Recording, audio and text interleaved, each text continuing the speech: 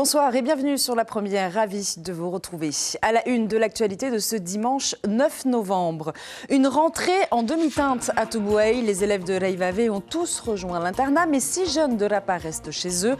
Parents inquiets, DG2E mobilisés, l'affaire du principal suspendu pèse sur le collège.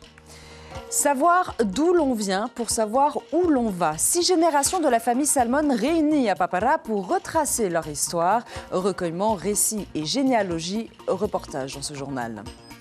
Comment mieux lutter contre l'ICE? Une question au cœur du débat organisé aujourd'hui à FAA avec le psychiatre américain Charles Sophie, Mareva Georges et la Fédération de lutte contre les drogues. Mareva Georges, fondatrice de Margaret's Place, qui est justement en plateau avec nous pour parler de son engagement et détailler les actions de sa fondation.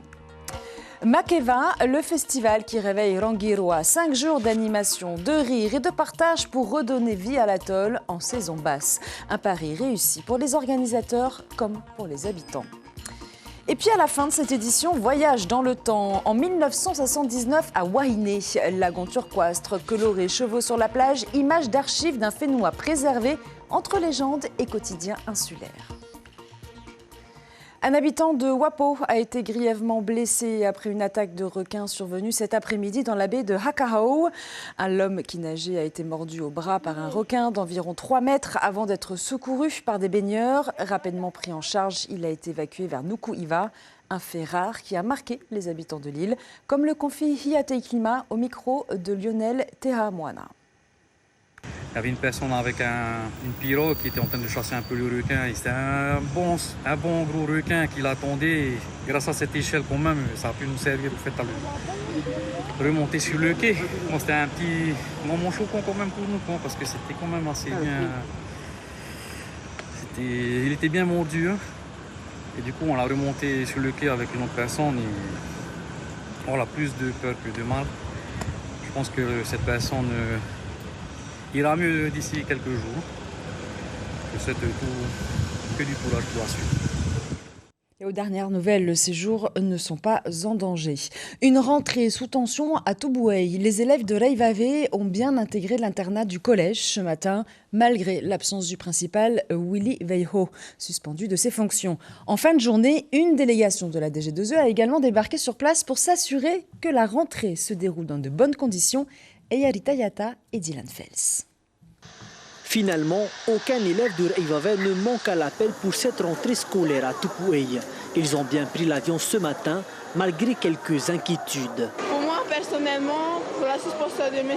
Willy Veiho, ça m'a beaucoup touchée parce que c'est un principal reconnaissant, très bien. Et je ne sais pas pourquoi on a fait ça. Jeudi, nous avons bien reçu des nouvelles de la DG2E, comme quoi nous aurons une nouvelle principale, une femme tahitienne. Okay. C'est vrai qu'au début, nos parents n'étaient pas bien d'accord par rapport au lâchement de nos élèves ce dimanche. Mais après les nouvelles qu'on a reçues, les parents étaient rassurés. En revanche, pour ceux de Rapa, 6 élèves sur 31 ne sont pas montés à bord du tour à pair. Leurs parents ont préféré les garder auprès d'eux. Malgré la situation actuelle, le personnel du collège se veut rassurant. Les élèves internes seront bien pris en charge. Nous, on a bien accueilli nos enfants de Reivavé qui sont arrivés ce matin, vu que ça fait partie de nos missions en tant qu'AED, d'accueillir nos élèves dès qu'ils reviennent des vacances. C'était envisageable quand même de ne pas le faire ou pas? Ah non, pas du tout. Pas du tout. On voit bien qu'il y a 2 choses différentes. Il y a le soutien par rapport à M. Willy Veiho et nous par rapport à nos missions qu'on nous a données, c'est l'éducation à la DG2E. Pour l'association des parents d'élèves, le combat continue. Sa présidente attend des réponses de la DG2E dont les représentants sont arrivés ce soir sur l'île. Pourquoi il faut faire venir d'autres personnes alors qu'on a un principal? Il n'a pas fait de faute grave, franchement. Si au moins... je sais pas moi, mais là, il n'y a pas eu d'abus sur les enfants, il ne maltraite pas les enfants. Au contraire, il fait beaucoup de projets pour l'établissement pour que ce collège s'épanouisse. Sinon, il n'y a rien d'alarmant, quoi. De son côté, la chef d'établissement par intérim est arrivée à Tubouaï ce dimanche en fin de journée. Elle a pris ses fonctions dès son arrivée sur l'île. Et sachez que le ramassage scolaire ne sera pas assuré demain à Tubouey. Un sitting est prévu devant le collège à 7h30. Retour aux sources à Papara ce matin. Une centaine de membres de la famille Salmon se sont réunis pour renouer avec leur histoire. Recueillement auprès des ancêtres communs, partage de récits et de généalogie. Une matinée d'émotion et de transmission. Reheina Djarian et Mirko Vanfo.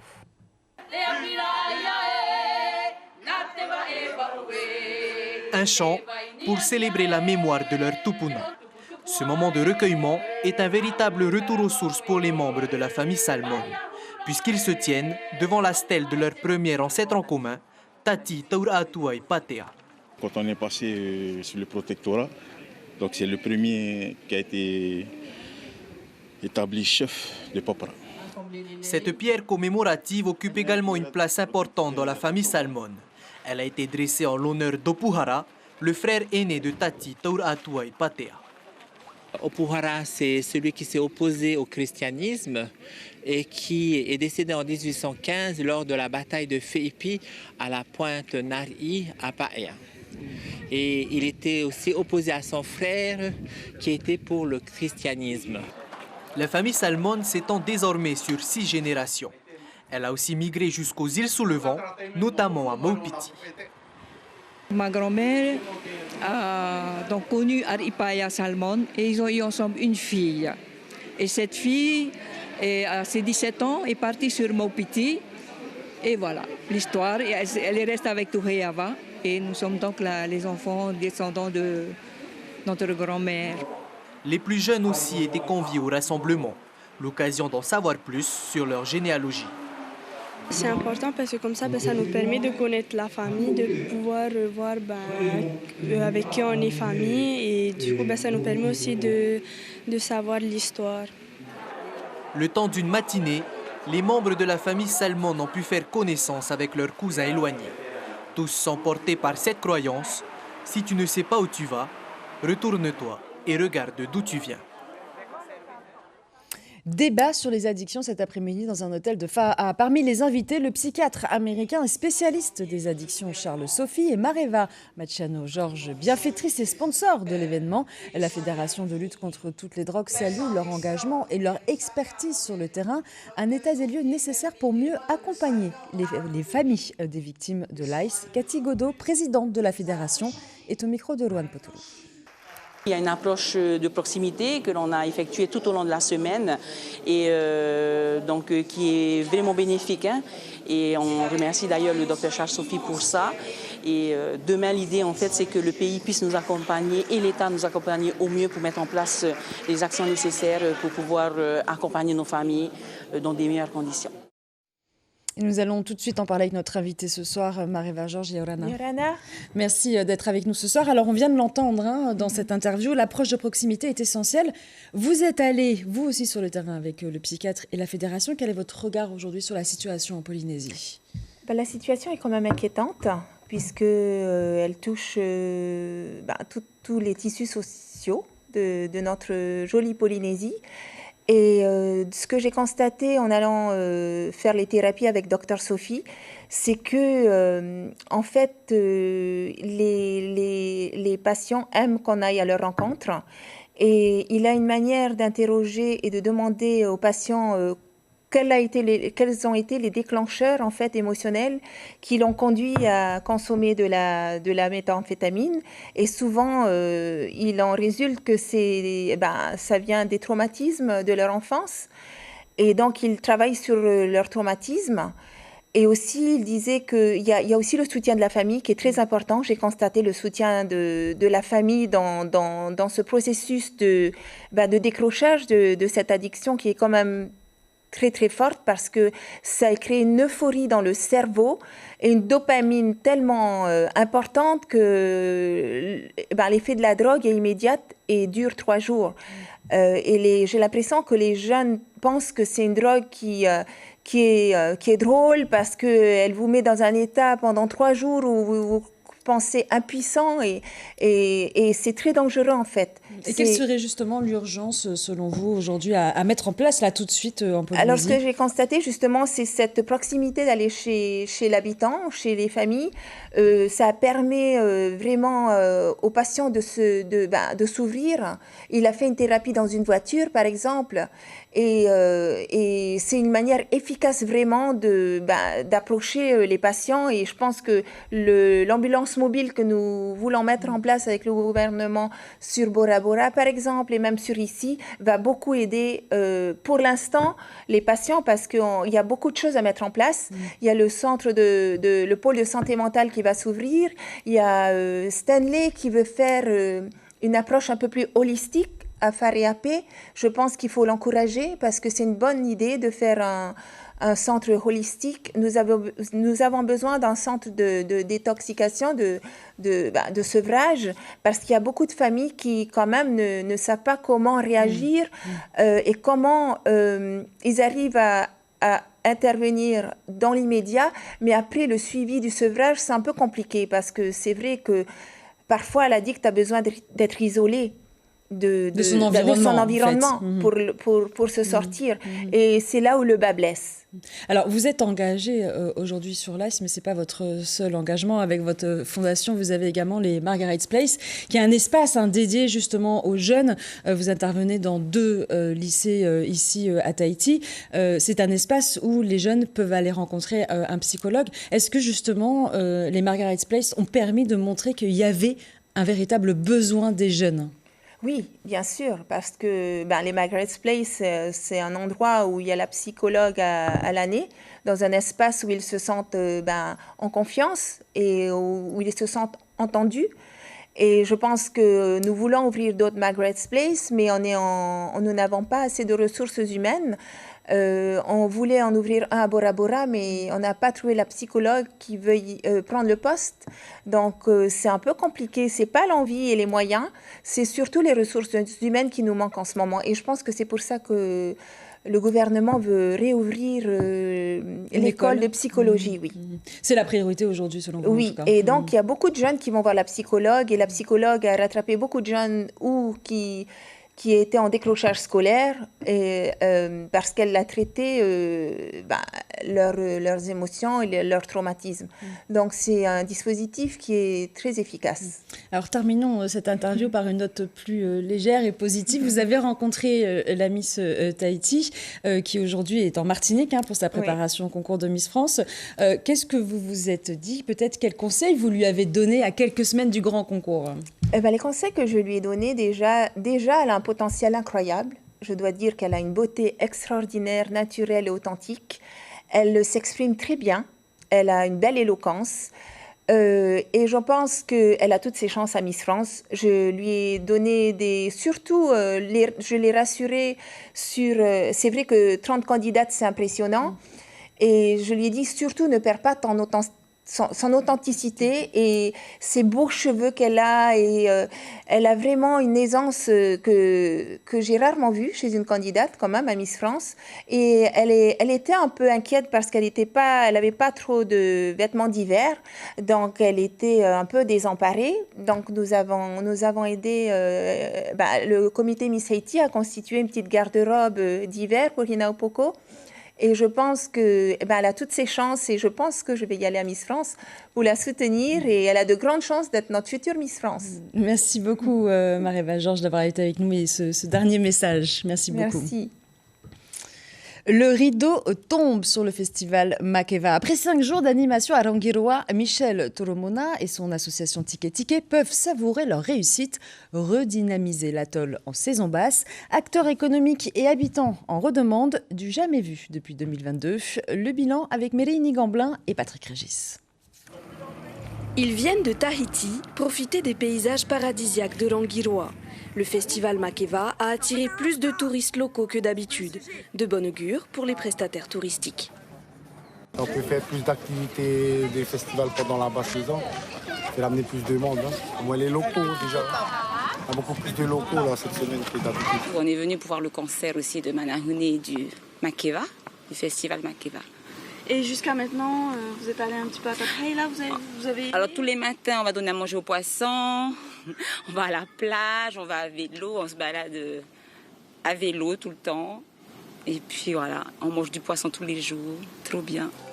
À l'origine du projet, Michel Toromona, président du comité du tourisme de l'atoll, il souhaitait offrir un nouvel événement populaire aux habitants et attirer des visiteurs en cette saison habituellement creuse. Hôtels et pensions affichent presque complet. Normalement, cette période, tout est vide. Sur Longhi, c'est vraiment la saison creuse. Et on voit qu'aujourd'hui, les hébergements sont relativement pleins. Il n'y a plus une seule voiture à louer de dispo sur l'atoll, plus de scooters. Les stands, tous les soirs, ils étaient dévalisés. Les avions étaient pleins. Donc c'est tout bonus. Parmi les nouveautés de cette première édition, un swimrun inédit, peut-être une future étape dans le calendrier fédéral. La soixantaine de participants a beaucoup apprécié le cadre. Une belle réussite pour l'organisateur, revenu s'installer sur son île il y a peu. Ce projet lui tenait particulièrement à cœur. L'idée, c'est de faire venir le monde entier dans ce cadre-là. Et juste un petit retour de Cédric Van. C'est la petite touche, on va dire, de ce swim and run, c'est nos ravitaillements. On a mis vraiment en avant tout ce qui est local, consommation locale. Donc avec de l'eau de coco, du houto, du coco sec. Et c'est ce qui a fait aussi le charme en fait, de ce swim and run. Un pari gagné pour les organisateurs. Entre sport, culture et artisanat, le Makeva Festival signe une première édition réussie et pourrait devenir un rendez-vous annuel incontournable à Rangiroa.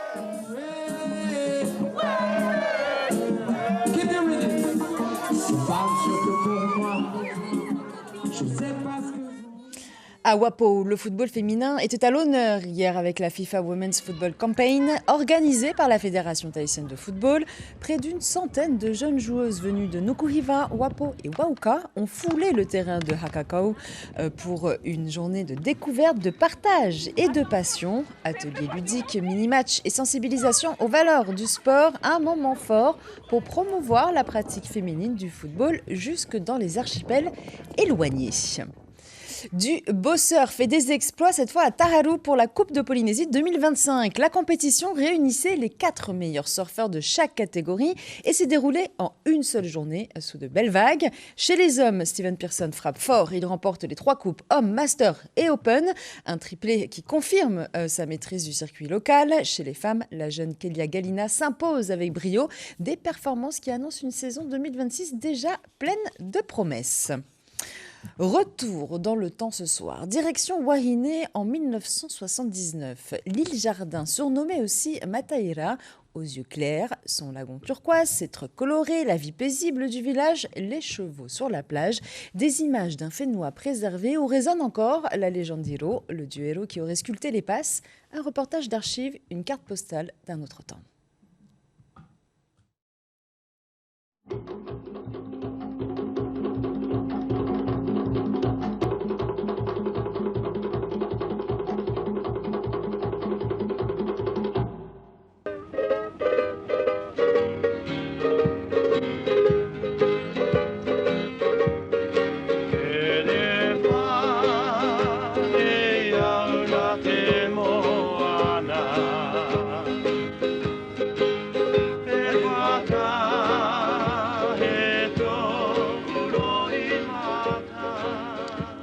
L'île de Wahine est située à 148 km au nord-ouest de Tahiti et à 37 km à l'est de Raiatea, dans les îles sous le vent. Les 2 îles principales, Wahine Nui, la grande Wahine, et Wahine Iti, la petite Wahine, sont entourées par le même lagon. Wahine, dont le nom signifie fruit gris, se nommait autrefois Matairea, soit peu de vent, jusqu'au jour où le dieu Hiro, selon la légende, la coupa en 2 avec sa pirogue. Elle prit alors l'appellation de corail brisé, qui devint par la suite Wahine Rai, puis Wahine Hiti. Pendant la seconde moitié du XVIIe siècle, l'unité politique fut réalisée par Maeva, dont les descendants régnèrent ensuite sur l'île. Et en 1854, à la suite de troubles, la reine fut détrônée. Et lorsque, lors de son premier voyage, Cook longea ses rivages, en janvier 1769, il baptisa l'île Hermosa. Alors, dans un peu plus d'une semaine, nous tâcherons ensemble de vivre avec cette population sympathique et vivante de Wainé. Nous allons voir avec eux leurs problèmes et la vie de tous les jours. Nous vivrons aussi avec une famille dans le petit village de Parea, la famille de Robert Temearo. Nous verrons les problèmes de l'emploi, la culture du melon et de la pastèque, bien sûr, et puis les prolongements du tourisme à Wainé.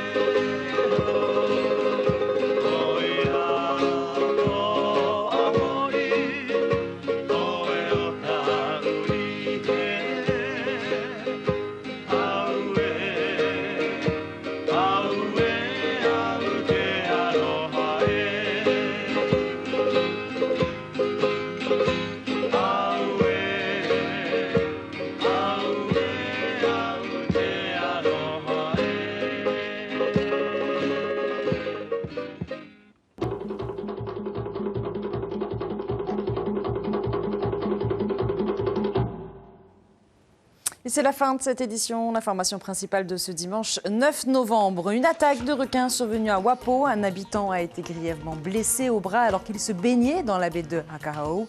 Rapidement secouru, il a été évacué vers Nukuhiva, un fait rare dans les eaux des Marquises. Et restez connectés à l'actualité avec notre site internet. À la une ce soir, la visite de la nouvelle ministre des Outre-mer attendue en Nouvelle-Calédonie dans un pays au bord du gouffre financier. Tout de suite sur la première, le film de science-fiction La 5e vague, suivi du documentaire Les Guetteuses du 7 octobre. Et ce soir, on se quitte avec ces belles images du concert de Pierre-Paul Jacques à Rangiroa, capturé par Patrick Régis. Demain, vous aurez le plaisir de retrouver Marouki Duri aux commandes de votre journal. Très belle soirée à tous.